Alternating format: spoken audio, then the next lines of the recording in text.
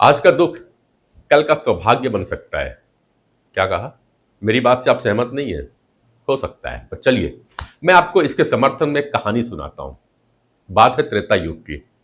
रघुवंशी अयोध्या नरेश महाराजा दशरथ को जब संतान प्राप्ति नहीं हो रही थी, जिससे वे बड़े दुखी रहा करते थे, लेकिन ऐसे समय में भी उनको एक बात से हौसला मिलता था जो उन्हें आशाहीन नहीं होने दे रहा था।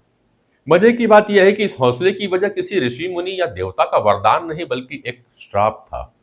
ब्राह्मण कुमार श्रवण के पिता का श्राप। दशरथ जब भी पुत्र को लेकर चिंतित होते, दुखी होते, तो उन्हें श्रवण कुमार के पिता का दिया हुआ श्राप याद आ जाता था।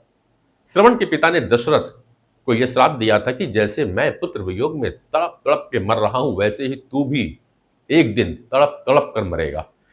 दशरथ को यकीन था कि यह श्राप अवश्य फलीभूत होगा और इसका मतलब है कि मुझे इस जन्म में पुत्र अवश्य प्राप्त होगा, तभी तो उसके शोक में मैं तड़प के मरूंगा। यानी कि यह श्राप दशरथ के लिए संतान प्राप्ति का सौभाग्य लेकर आया। रामायण में ऐसी ही एक घटना का जिक्र और मिलता है सुग्रीव के साथ में।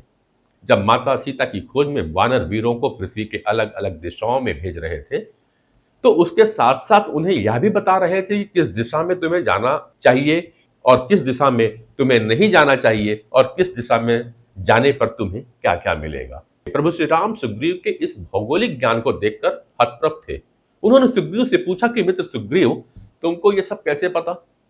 तो सुग्रीव ने उनसे कहा कि प्रभु, मैं बाली के भय से जब मारा मारा फिर रहा था, तब पूरी पृथ्वी पर मुझे कहीं शरण नहीं मिल रही थी। इस चक्कर में मैंने पूरी पृथ्वी छान मारी और इस दौरान मुझे सारे भूगोल का ज्ञान हो गया। अब जरा सोचिए, अगर सुग्रीव पे यह संकट ना आया होता तो उन्हें भूगोल का ज्ञान कहां से होता और माता जानकी को खोजना कितना कठिन हो जाता। तात्पर्य यह है कि अगर आज मिले सुख से आप खुश हैं, तो कभी कभार कोई दुख विपदा अड़चन आ भी जाए तो घबराते क्यों हैं? क्या पता वो अगले क्षण, अगले पल भविष्य में किसी एक अच्छे सुख की तैयारी के साथ आ रहा हो।